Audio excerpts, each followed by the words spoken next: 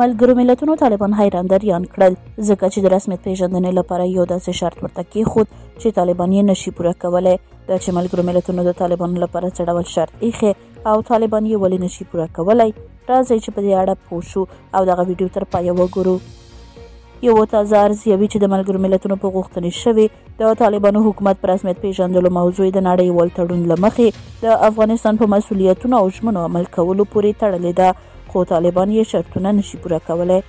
ملګري ملتونه وایي طالبان باید په سمدستي توګه د میرمنو د تعلیم او کار کولو په حقونو لګېدلي بندیزونه او محدودیتونه لرې کړي او کله چې دغه بندیزونه ختم شي نو موږ به د طالبانو نظام په رسمیت وپیژنو. د ملګرو ملتونو په ترلاسه شوې مسوده کې راغلي دي په هرو نړیوالو نظامونو او ادارو کې په رسمي توګه د افغانستان بیا ورګډېدل د افغان میرمنو برخې اخیستنې او رهبریت ته اړتیا لري. د ملګرو ملتونو په راپور کې ویل شوي دي چې افغان میرمنو د سوداګرو ټولنو، د روغتیا او تعلیمي چارو مسلکي کسانو، مذهبي او قومي مشرانو، مدني ټولنو او ان د طالبانو د حکومت ډیرو استازو د دې ستونزو یادونه کړې وه. په راپور کې ویل شوي دي چې د طالبانو اوسنیو چارواکو کوښښ کاوه توجیه کړي چې د میرمنو او نجونو په کار او تعلیم د بندیزونه او محدودیتونه د شریعت او افغان کلتور برخه ده، خو د راپور له مخې دا ډول بندیزونه د اسلامي همکارۍ سازمان په هیڅ غړي هیواد کې نشته.